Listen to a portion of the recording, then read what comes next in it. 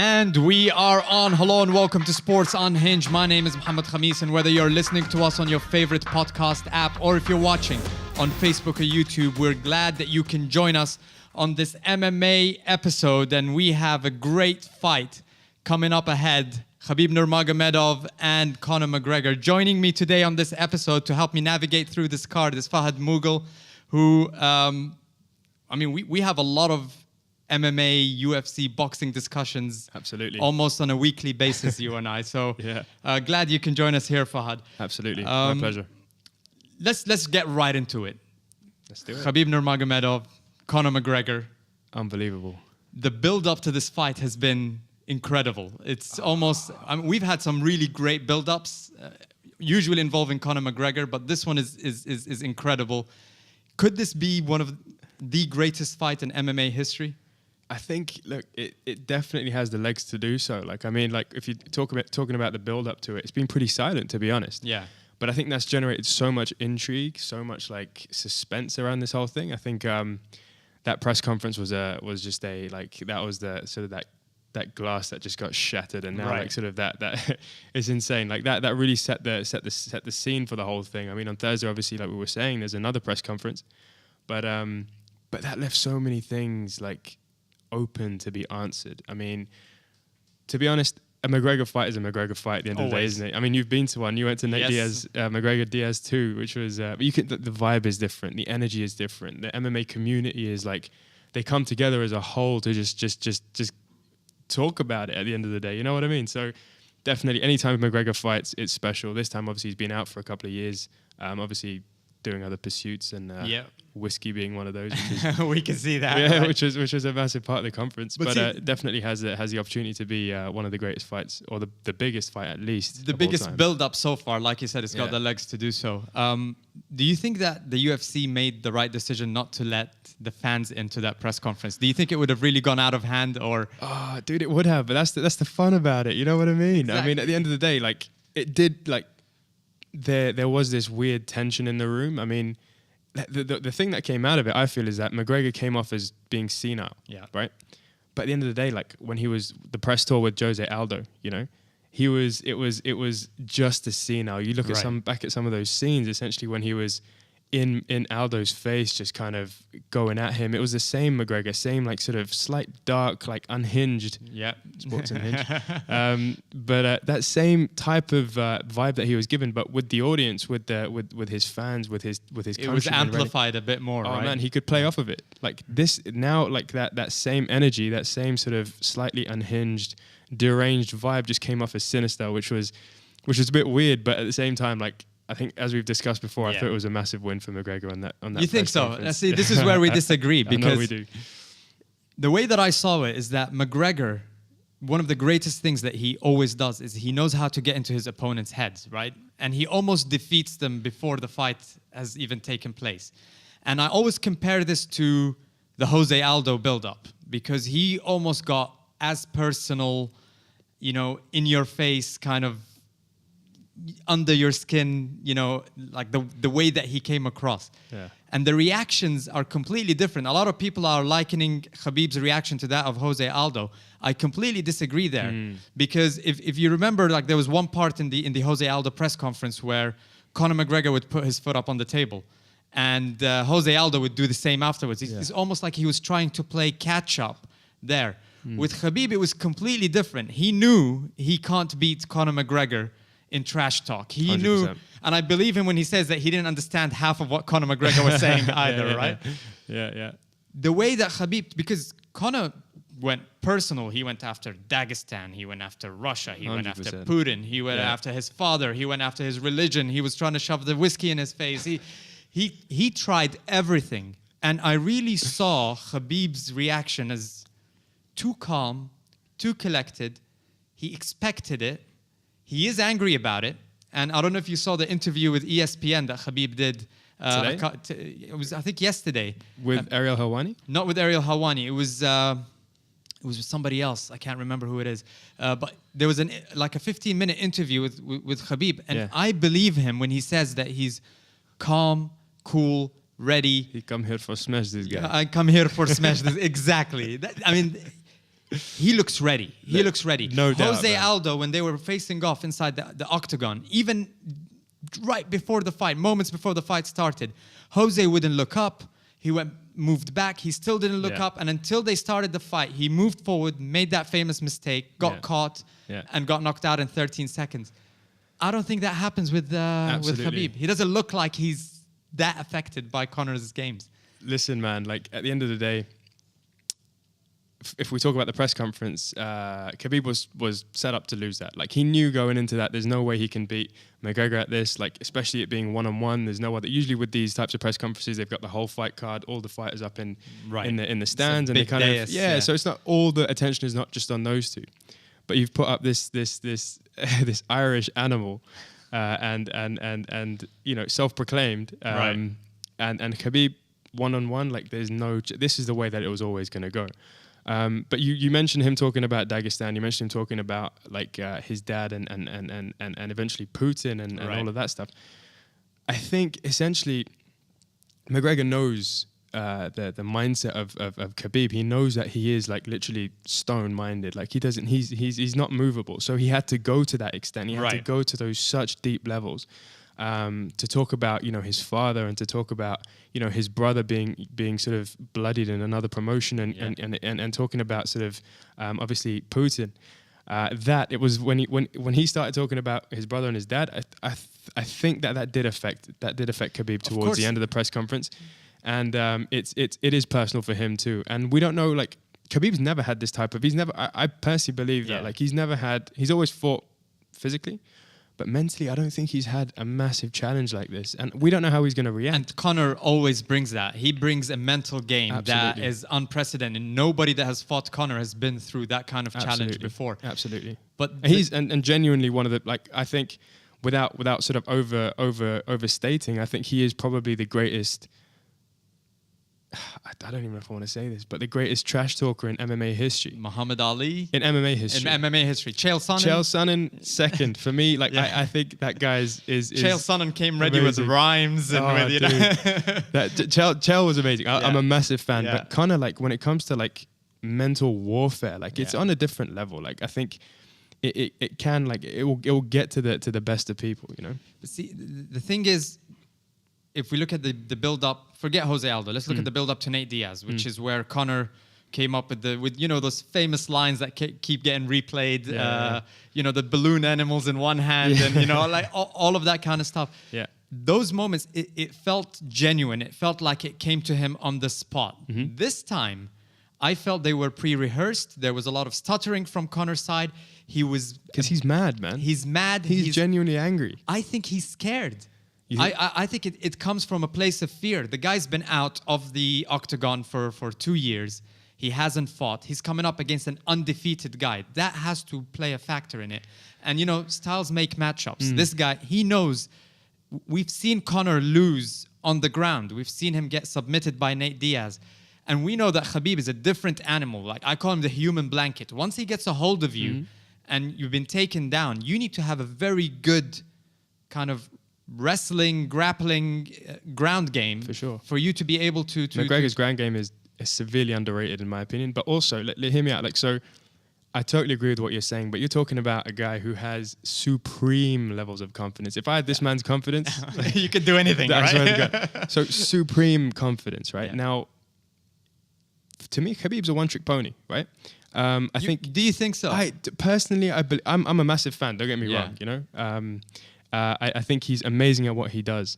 But when it comes to McGregor, right, like he's looking at that, and I think he respects Khabib massively when it comes to the ground game, when it comes to wrestling. But when he says that Khabib is a novice on his feet, he is correct in saying that. When it comes to when it comes to sort of benchmarking Khabib against some of the other lightweights, even like the fight against Michael Johnson, for example, he got tagged in the first round, and until he got him down. Yeah. But then you saw, for example, like the fight against Edwin Barbosa.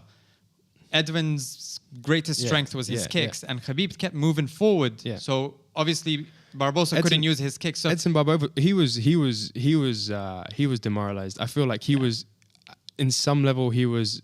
He just wasn't there that night. Like he was demoralized from the offset. Yeah, and that was for me when I heard that fight was gonna happen. I was like, Edson's gonna take this guy. Like his kicks and his elbows and knees, like they're like Khabib has no chance. But the way he ragdolled him was crazy. See, a lot of people are likening this build up to the Jose Aldo fight. Undefeated for 10 years, lost in 13 seconds, and they're saying that Conor is going to do the same.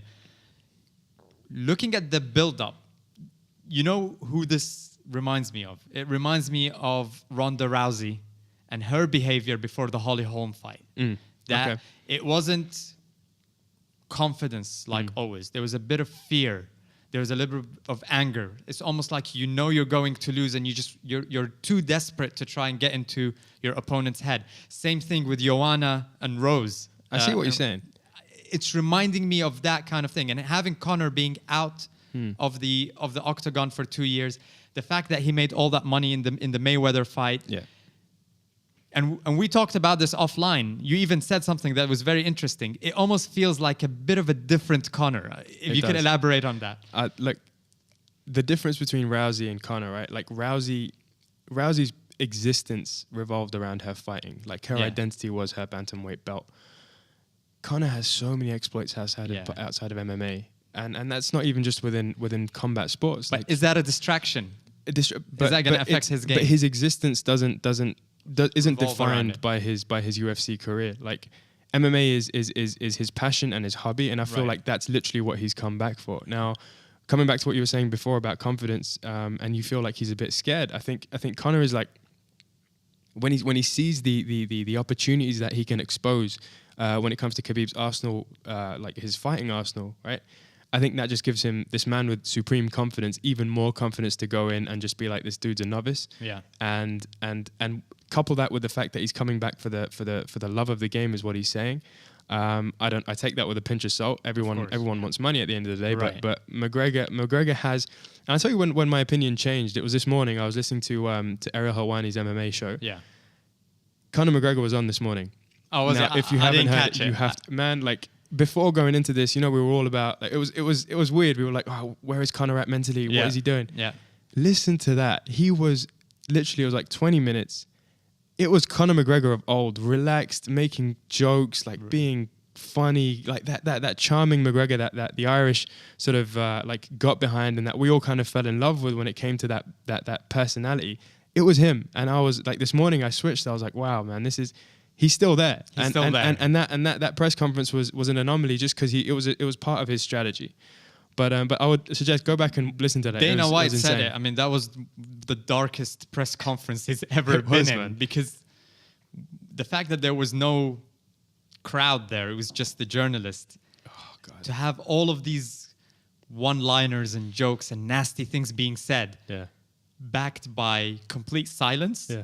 It just felt weird watching it as well, and watching it again is almost kind of like cringeworthy, Like what was the most shocking part of that? What was the comment that you thought that you stopped and were like, oh wow, I think this is too much. When he went after his dad, when he went after Dagestan, when he said that the Chechens told him about how Dagestanis have glass jaws, I'm like, hold on, and then he went on from there and got nastier and nastier from there, and that's when I was like, Conor, stop! All right, we love your trash talk, but this is getting a bit too much, Like, it's interesting you say that. Like, Khabib, everyone's saying obviously Conor claims that he has a glass jaw. Yeah. What is your take on like Khabib's chin? See, there's one of two ways this is going to end, and I don't think there's any other possibility. So let's take the most unlikely ending. The most unlikely ending is Khabib knocking out Conor standing up. That's not going to happen.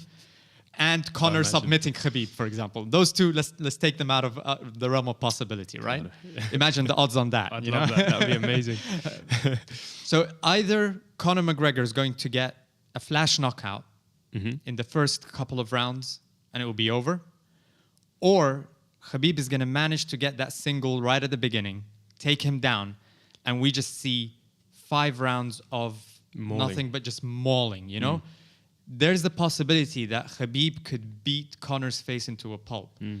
And the reason I say that is because AKA, that gym has kind of made a reputation for perfecting the grappler versus stand-up kind of fighter. And we saw that with Junior Dos Santos versus Cain Velasquez. We saw that Cain Velasquez, between DC and Gustafsson, for example. The only time where AKA fighters, grapplers, have a lot of trouble in a fight is when they're fighting against somebody that is good all around. The Verdums. Obviously, John Jones has been, the bane of DC's existence. And we'll talk about that a bit later. Yeah. But it's a good point. They've perfected that strategy. So they know not to make the mistakes that Jose Aldo make. They know not to... Well, Nate Diaz can take punches and he only gets going when his face is bloodied anyways. Yeah. So Khabib, yes, there is a possibility that he gets knocked out very early in the fight. And I think with Conor McGregor, we saw him running out of gas against Nate Diaz. We saw him running out of gas the second time against Nate Diaz. Against Mayweather, we saw him running out of gas. In fact, it was part of Mayweather's game plan to let him have a few rounds and then get going. So I don't think Khabib would... If Conor doesn't knock him out in the first 2 rounds, I think it's game over. It's game over for Khabib. For Conor, sorry. Cardio is an interesting one, man. Like I think very interesting, and the way you link it back to AKA, that's interesting as well. Like you look at these dudes, they're machines. DC, Cain Velasquez, Khabib, Luke Rockhold. Like these guys can go for hours. Like they just grind out, and I think it is the way that they train over there. And yeah, you're right. I don't know how Conor's going to hold up to that, because ultimately, obviously he can work on cardio, strength and conditioning, all of that type of stuff. He can work on his gas tank, but ultimately you can't train that quickly and that effectively to last a mauling for 5 rounds from Khabib. Now, and he's exhausting. He puts his whole weight on you.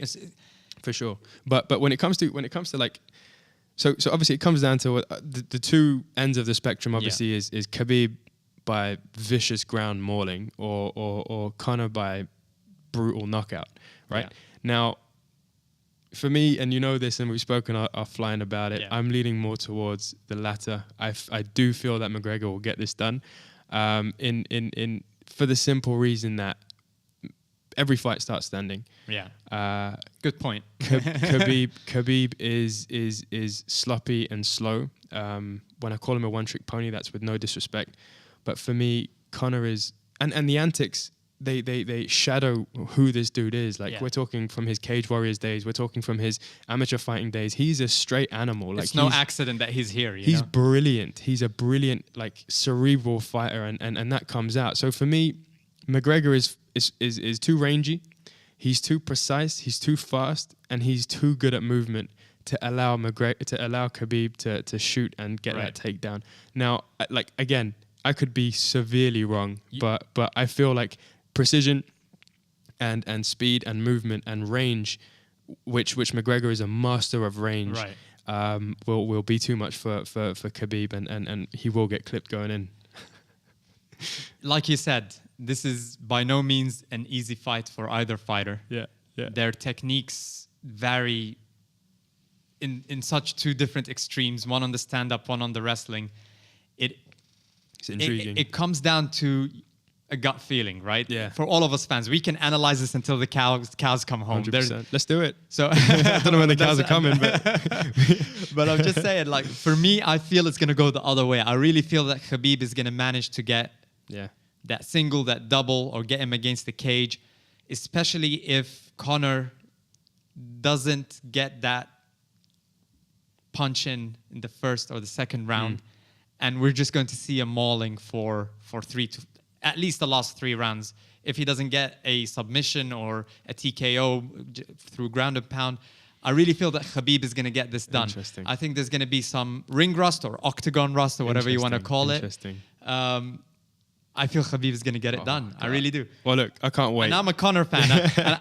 I wanted to come wearing my Conor McGregor, T-shirt today from UFC 202, but I just felt like I just don't feel that he's going to win. Now, if he wins, I'm going to come on the next episode wearing it. Don't get me wrong.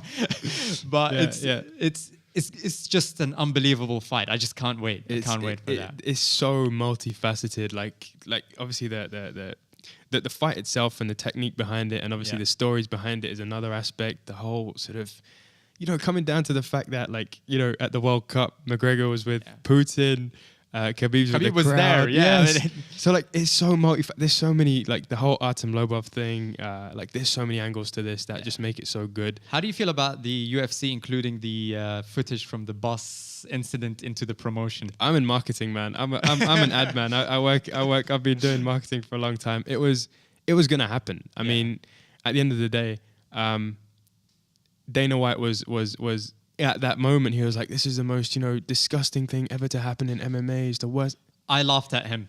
I'm like, he was you're licking gonna his lips. He was like, "This is brilliant promotional. It's the best promotional tools," and it was gonna happen. I to be honest, like I don't have anything against it. The only issue with it, obviously, is that fighters got hurt. Yeah. You got Michael Chiesa, Rose Namajunas. And what do you feel about that whole Rose thing? The news came out that she hasn't been able to leave the house. And now, if you're a UFC fighter. Yeah. I mean, look, Rose is legit scary. Like when I love Rose Namajunas, like the way that she like her character is so. There's so different. much mystique around her. Yeah. She's so mysterious. She's so spiritual. She's so like, she's. It's not an act. The shaved head, Man, the whole thing. She's it's not a an gardener. act. Like that. It like it's amazing when you watch her in interviews and you watch her like persona, and it's something that And if you look at her history and the way that she grew up in the States, like she had a rough childhood and she was hardened by that. Yeah.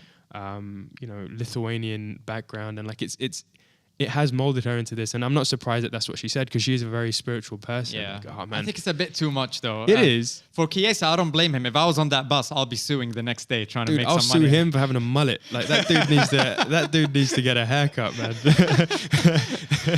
I'm a fan of Michael Chiesa. Yeah. He's all right. Yeah, but Ray Borg was the one that I was a bit sort of because that was a serious injury. Yeah, I mean, and his it was kid, his like cornea, I think. Yeah, 100%, and like he has a lot of personal issues. His child is sick and stuff like that. It cost him a lot of money, but yeah, when it comes down to the promotional tool, like it is a promotional tool. Like it has to be used. Now, one of the main concerns I have about this fight is actually for Khabib. I think he'll beat Conor. Okay.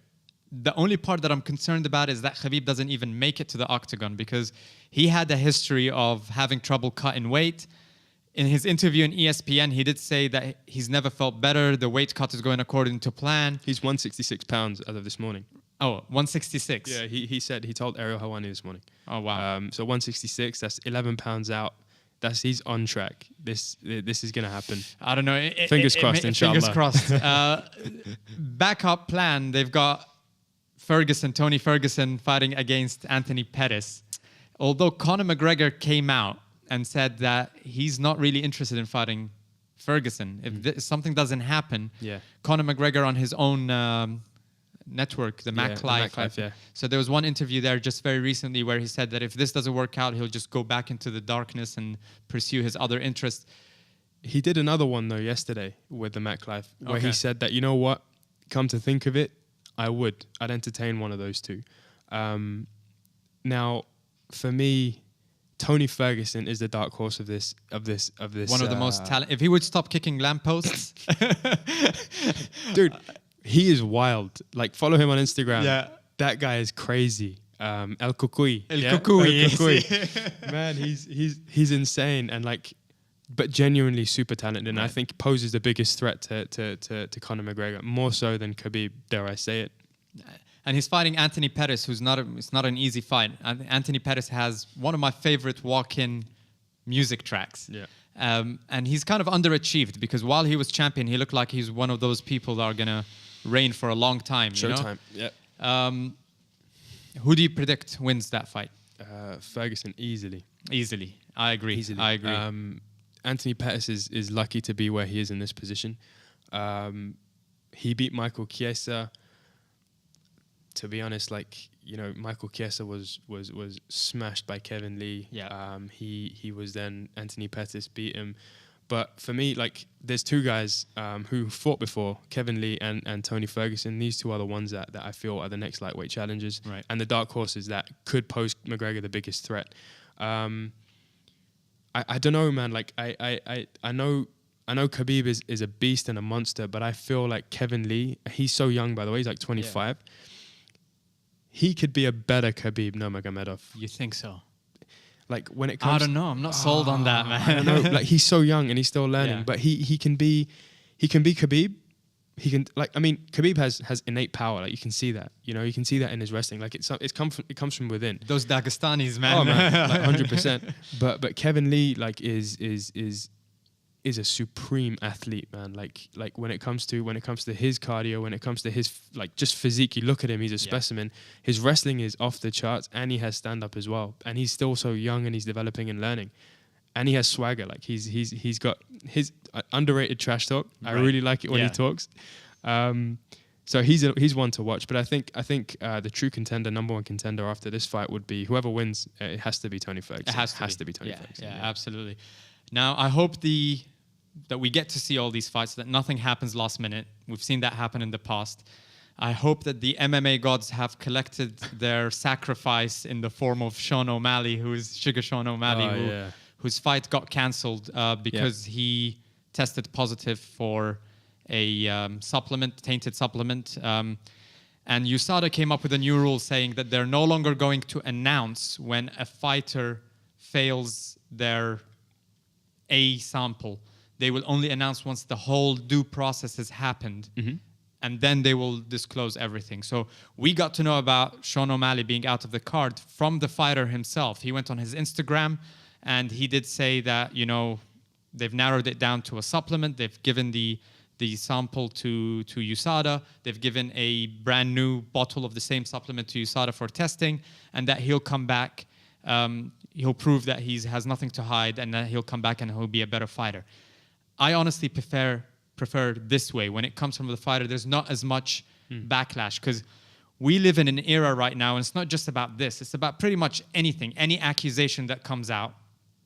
Before due process has taken place, people are already tried in the court of public opinion, and they're branded as cheaters, and and we've had cases before with some of the Brazilian fighters where they were branded as cheaters, and then USADA would come and kind of reverse their bans and say that it was indeed a tainted supplement. Weird. It's like guilty till proven innocent, right? It's like the reverse of what should be happening. Exactly. So I like this way, but it's a bit less humiliating for the fighter as well, because genuinely you can make mistakes.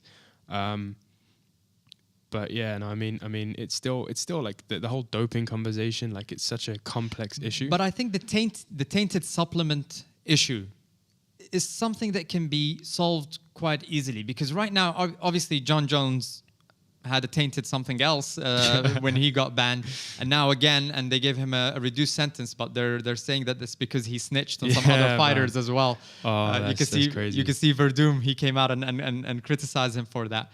But the tainted supplement issue should not be a problem. Why doesn't the UFC come up with their own brand or brands of supplements that they sell to the fighters at a discount or something like that, and just sort the whole problem out? Why are they giving that flexibility for fighters to go out and get supplements from Mexico or Brazil or whatever, where sponsorship? It is sponsorship, but the UFC have centralized pretty much everything, and that's the reason that why we get the best fights when we want them, as opposed to boxing. But if they strip every revenue stream that the fighters have, what they're just going to be employees, right? And I think there is this whole dispute right now, and that's why we have the rise of unions and all that conversation. But I mean, if they start like obviously sponsorship's a massive one. They took away the sponsors on the shorts. They took away the sponsors on a lot of different things. It's the whole Reebok deal conversation. But supplements, obviously, we know that brands like Onnit, brands like GAT Sports, which is what John Jones is with. So many, My Protein UK, Michael Bisping's with those guys. Like, there's so many fighters that have their own All Max, Max Holloway and Felice Herrig as well. Like, they get that this is one revenue stream for them, and fighters in the UFC don't get boxing money, man. Right, I know. These dudes are now t-shirts. They come from different eras, different sport, different kind of promotion, different level of money, man. Yeah. Like, and it's crazy. So I maybe that's one of the reasons, but that is a really good idea, I feel. But because the question that I'm asking myself is, or the question that I'm asking is, why aren't all these Olympic athletes that fall under USADA's remit, why aren't they getting caught for tainted supplements. I mean, there's hundreds and hundreds, if not thousands, of athletes in other sports that fall under USADA's remit. They're not getting tested positive for tainted supplements at all. There's something wrong with the way the MMA world deals with supplements, either through suppliers. Maybe the UFC can come up with approved suppliers or approved, there needs to be some standardization. I feel that this is an issue that could be solved very easily. You know what the issue is? It's where these supplements come from, because like even like sort of protein powders that I use, for example, right? They have, United States doping, anti-doping, whatever. They've got all these certifications to say that we're safe and we're legal. Most of these products are made in China, right? And the factories in China, whereas like the ingredients might be safe, but there's contamination, and I personally feel it is up to the fighters to be more smart in what they're doing. John Jones in his trial out and out said that, hey, it was an oversight. I didn't check. I just went by what everyone was telling me, and this is why this happened. Yeah. But if a fighter's not smart enough to figure out that, you know what, like this could affect my career in a legitimate way, that's on them. And I mean, a UFC certified like brand, that's great. I think that would work. That would sort of eliminate a lot of different things. But yeah, man, it's a complex one. It's a really complex one. Speaking of John Jones, obviously he's coming back. They're trying they're trying to fix up his. They're calling him Johnny Brasco right now because he's snitched. Really, I've not heard that one. That's brilliant. I love it. Johnny Brasco's coming back, and they're trying to obviously set up a fight with him and Gustafsson. Yeah. Insult that guy at your own risk. At your own peril, right? That dude is not a joke, man. Johnny Bones. So. The thing that came out, I think DC went on Ariel Harwani's show, and he said that they're most likely going to strip him of his light heavyweight title and put it up for a contest between John Jones and Gustafsson. Do you agree that the UFC should do that? They have kept belts with people for longer before. What do the belts mean though anymore? It's crazy, and the UFC loves those interim belts. I mean, they could have easily just put up one for. I think Gus and Gustafsson and Jones. Yeah. Is belt worthy, but I think neither of them deserves a title shot at this stage. I think an interim title is the best that they should get. Yeah. DC is king, legitimate. I know he didn't. I know he was obviously handed back that light heavyweight belt. Right. Technically had to fight for it, but ultimately like it was stripped from John Jones. Yeah. But he has put in the work, man. I'm a massive huge fan. I don't know. I don't understand why the fans don't like him. They've changed now. Like now, there is a lot more positive sentiment towards him. But he deserves his dues. Especially like obviously he wants to retire in March. Right. So March is March is not that far away. Yeah. Leave the belts with him. Let him decide what he wants to do. But I think he deserves that, yeah. That's the least he deserves, honestly. The thing is, one of the reasons that I think they're trying to do that because DC himself has not been clear about how he wants to develop what his future is. So he's fighting Brock Lesnar. He obviously took the big money fight. I think he'll destroy. Brock is going to go running with his tail between his legs all the way back to the WWE. Brock is and he said he wants to fight John Jones at heavyweight. He actually has said that before. So maybe they're thinking the light heavyweight is not going to be up for contest. But now DC's coming out and saying, give me the winner of John Jones and Gustafsson, and that could be my last fight before I, hang it up. I think DC would smash John Jones at heavyweight. Yeah. John Jones for me, the most talented fighter. Most talented, definitely up there for greatest of all time. But DC is a better heavyweight than he is a light heavyweight. Yeah. Like what he did to Stipe Miocic, dude, I had Stipe winning that 10 out of 10 times. I could have bet a lot on that. That Stipe would win it. What he did to people, I think Stipe Miocic is one of the most underrated champions. I think he's the greatest heavyweight in UFC history, and we've seen our fair share of great heavyweights. 100%. Big fan. He's just a normal guy, and he comes off as he's a firefighter. Brilliant. He doesn't play that game of... He doesn't fit the mold of Conor McGregor and how to promote these fights. And that's why I think his popularity didn't pick up. But for us, like purists, nothing is better than Stipe. Stipe he is a fighter, like that genuine, like whether born it's to be a fighter. Yeah, he lives that fighter life, whether it's fire or whether it's people. Exactly. He's a fighter, man, and he lives that life. He's a family man. He's a fireman. He's a stand-up dude. Like humble. humble, and he doesn't give a shit. He doesn't care about his kind of his persona. Yeah. Like he he struggles with interviews. He struggles with like pronunciation. He struggles with his speech. But that just like adds to the mystique of him. Like, and then you put him inside with Francis Ngannou, who embarrasses this truck of an individual. And this is the thing: the UFC have been doing this lately, where they promote not the champion, they promote the person they want to be the champion. 100%. And Francis Ngannou, nowhere near ready to have all that hype. Oh my God. That promotion was almost embarrassing. And this is one thing I talked about in a previous episode about Tyron Woodley. I'm like, you are where you need to be right now. Stop complaining. Because the fans are finally getting fed up of your opponents being promoted more than you. You're answering back in the exact same way that you should. Inside the octagon, you're kicking everybody's butt in there. And that's it. It's turning into a WWE thing. And there's kind of like there's this struggle between the great fighters who are not fitting that Conor McGregor mold. Yeah. And those fighters with all the hype around them that the UFC is trying to promote and bring up. 100%. So it's really, really interesting. Yeah, man.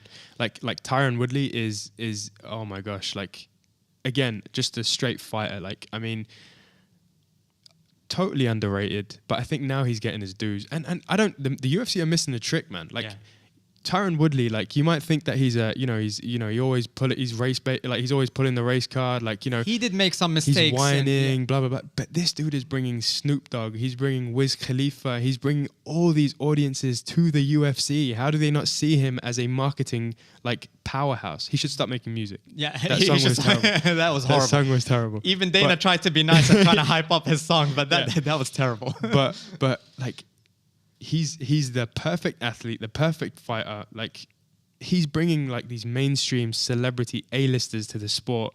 Like, you've got like, oh man, like I remember after his fight, like it was every other like sort of celebrity sports person, like, you know, tweeting about him, and that African American community like really come behind him. That's a massive audience, man. I'm a massive fan of Tyron Woodley, but Stipe, King, love absolutely. That guy. All right, let's switch gears here and just wrap up the show with a little bit of boxing. All right. We just saw the press conference that was absolutely hilarious between Deontay Wilder and Tyson Fury. Oh, man. And I was talking to a friend today. He hasn't been up to date with heavyweight boxing for a long time. So he's like, it's a good time to be up to date with heavyweight boxing. Let me catch up on what's going on. And he started seeing highlights of Fury, highlights of Wilder, highlights of Anthony Joshua. And he came to me and was like, I haven't really missed much, because if this is the quality that we're looking at, you get one guy like Wilder who has zero boxing technique. It's absolutely unbelievable. Yeah. You've got someone like Tyson Fury who's so big that there's very little footwork and foot movement. He's just standing there and just, you know, punching.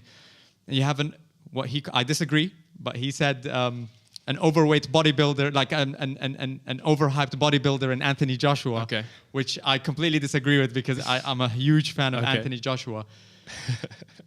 But if you look at Deontay Wilder, but in a way I agreed with this friend of mine, because in boxing what we're seeing more often than not are these great fighters. I think Tyson Fury is a fantastic fighter. I think Anthony Joshua is a great fighter. I'll say my part on Deontay Wilder in a bit.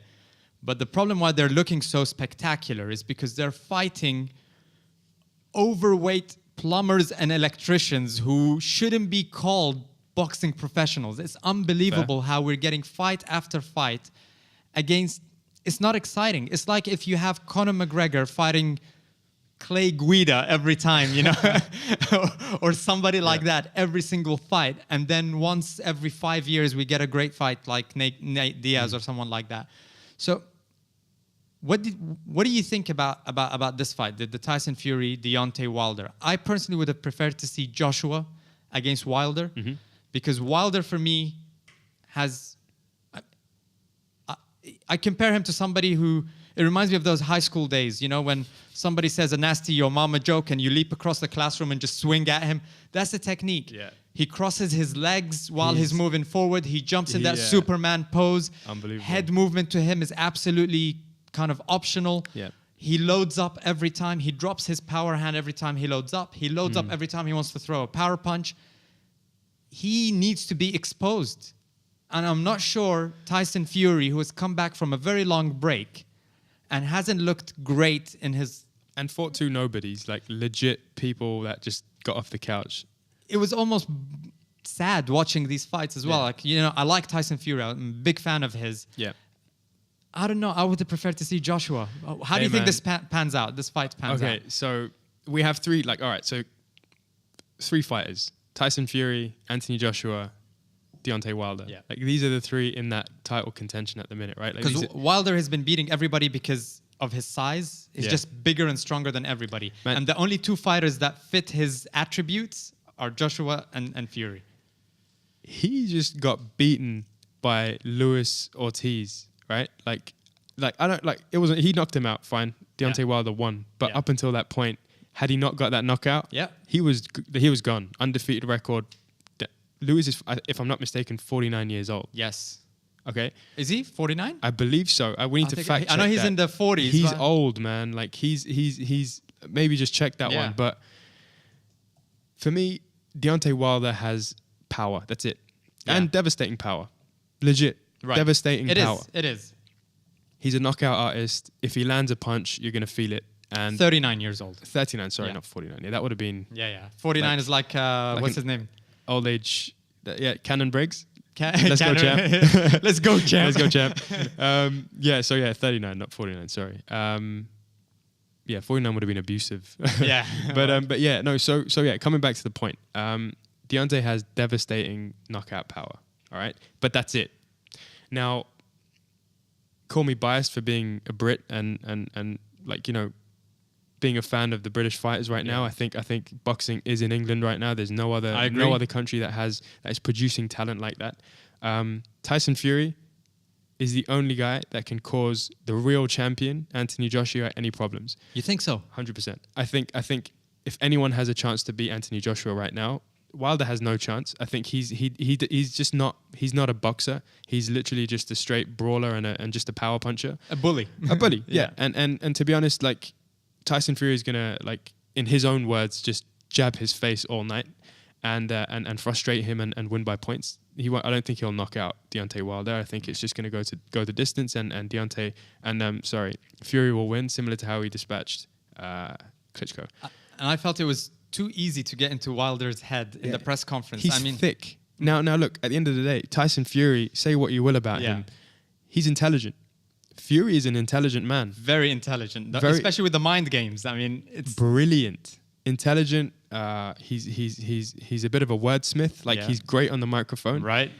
And that press conference where he got up and he's like, "Come on, I want to feel his power." You know, like that whole thing. Yeah, it was a hilarious scene. But like, who pushed who? Who reacted? Exactly. I mean, it was almost too easy. You know, when you look at Wilder, you're laughing at him. When you're laughing with Fury, you're laughing with him because you can see how easy it was to get into his head. And there's two more of those press conferences to go. Oh, unbelievable. December 1st, that's my birthday. I couldn't ask for a better birthday gift. You know? It's going to be awesome. So, how do you think it pans out? Does it go the distance? Yeah, I think Fury wins by unanimous decision, similar to how he did Klitschko. But Klitschko cannot be held in the same regard as Deontay Wilder. Like, he's a far better boxer than Deontay Wilder, but just past his prime in that sense. Sorry, you were going to say something? I'm saying I'm going to take your decision. I'm going to raise you a knockout for Tyson Fury. Okay. Because I have been dying to see skinny leg Wilder. Oh my gosh.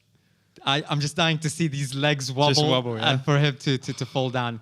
And Fury is a giant. He's a giant. He's big. Once his power lands, I'm telling you, Wilder has just been... I've been waiting for a fighter with a little bit of technique, a little bit of head movement and footwork that will expose all of these. And I've seen a lot of people, a lot of boxing analysts that came there and they're saying, "Oh, it's unfair that Wilder's been called an unintelligent fighter." Yeah. You can actually... And there's some slow motion, I don't know what, showing you that he actually knows what he's doing. No, he doesn't. I'm sorry. He doesn't know anything. I'm not a boxer. Yeah. I've done 2 months of boxing training in my life, right? 2 or 3 months maximum. I can see that. Thanks. I'm kidding. But I can already tell you that the basics of boxing, dropping your hands and leaving your face exposed while you're swinging and telegraphing your overhand rights, You just need a good boxer to expose that. His reach is always way. He's long. Yeah, longer than anybody else. Yeah. And that's why nobody's exposed him. So I don't know. I shouldn't say that he doesn't know anything. He's obviously heavyweight champion of the world, so he knows something. Yeah. But I just feel... Look at us from our little armchair analysis. Armchair analyst. Yeah, there you go. We'll call you Max Kellerman. I'll be Teddy Atlas. Well, you need to be madder than that case. You don't want me to get mad on this podcast, Mohamed. No. But yeah, no, I'm just saying... so you talk about someone with a bit of technique. Fury has technique. He's also very unorthodox. Yeah. But he has movement. He moves extremely fast for a guy his size, 6'7". Yeah. Throws at weird angles. And like Deontay Wilder aside, this needs to lead to a massive domestic UK heavyweight championship unification fight between Anthony Joshua and Tyson Fury. And look, man, I genuinely don't know how that would go. I think the only person to give Fury any trouble, Anthony Joshua any trouble, is Tyson Fury. He's first of all, he's bigger than him. He's taller. He's more sort of, obviously he's got the reach advantage. Mind games. Oh yeah, that'll be interesting because Joshua's not cool known. Cookie. He's a cool cookie, but he's not known to be able to respond in that way, right? Yeah. He's not. He's a very spiritual, very sort of, calm, reflective, calm character. He doesn't like to get angry he doesn't like to have beef with his...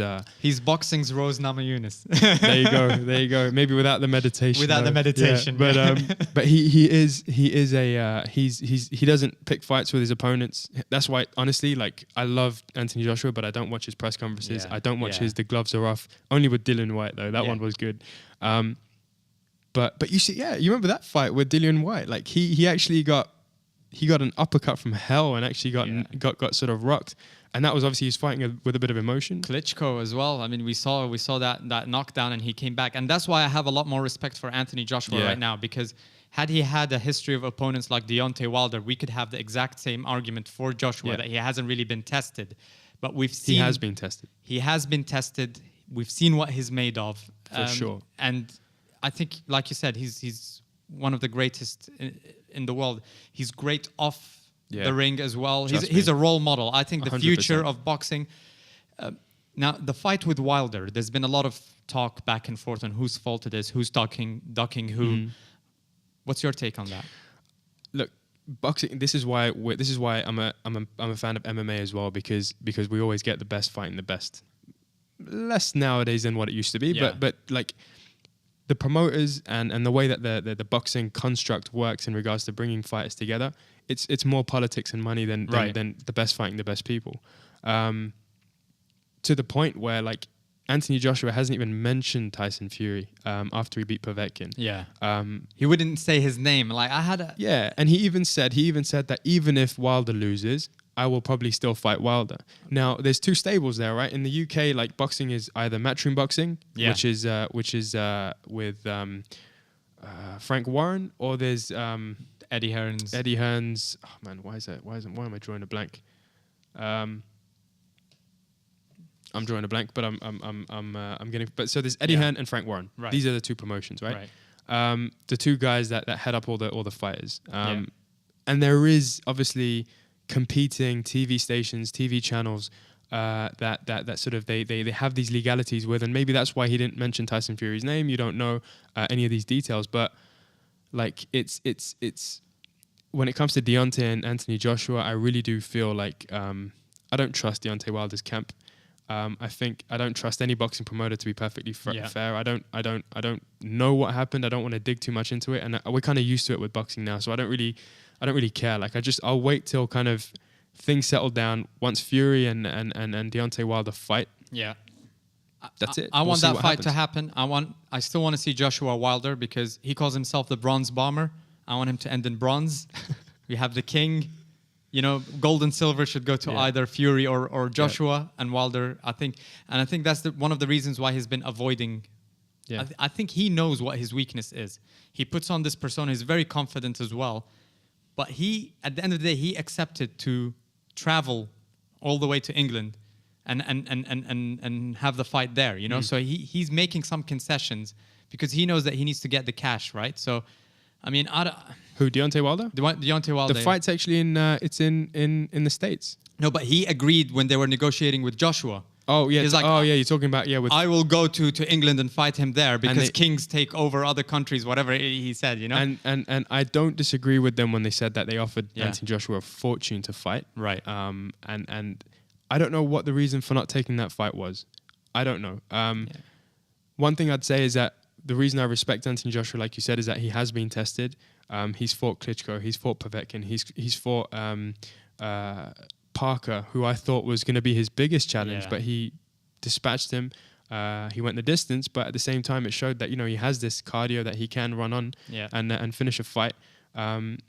He's had I didn't some- expect Parker to lose to the following fight. I think it was Dylan White that he Yeah, fought. yeah. That was crazy. One of the most entertaining fights of the year so far. Yeah. And Dylan will give Anthony Joshua a good knock now as well. But Yeah. I can't stand that guy. Yeah, I know. Sorry, like- You've always said. Sorry, Dylan White is when you talk about sort of a fighter that has no cerebral or any sort of class, I think Dylan White is on that sort of spectrum. But hey, he's probably knocking at the door of title contention at some point. Absolutely. So let's see what happens. It's All right. exciting. Excellent. I think exciting. we're running out of time, so I think yeah? we'll wrap it up there. We're just getting started. Last question that I'm getting you. I'm asking you. Yeah. Pacquiao Mayweather. Do you want to see a third one? Second one? Oh, dude. Yes or Yes. no? Yes. Yes. You don't want to. I There's know a that. billion other fights that I would want to see Yeah. before that. But yeah. 100%. I agree with you. But I think I'd watch it. I'd watch it. Yeah. Like, I mean, I think if I'm not mistaken, Pacquiao's currently a champion. He has Is a belt. Yeah, he said he had a belt. I mean, Yeah, I don't know. It was yeah. a Japanese nightclub. It was a weird. Anyways, we'll wrap man. it up Here there. we go. Thanks for watching. This has been Sports Unhinged. Don't forget to subscribe to our YouTube channel, to our Facebook page, and listen to us on SoundCloud, Stitcher, iTunes, any of the podcast apps as well. We'll see you next time. Thanks, Fahad, for joining us. My pleasure. Thank you. We'll have a lot of these. Maybe we'll bring you back on after the fight, and Why we'll do a not? bit of a post-fight analysis. Why not? Thanks, guys, for watching. We'll see you next time. Until next time, take care.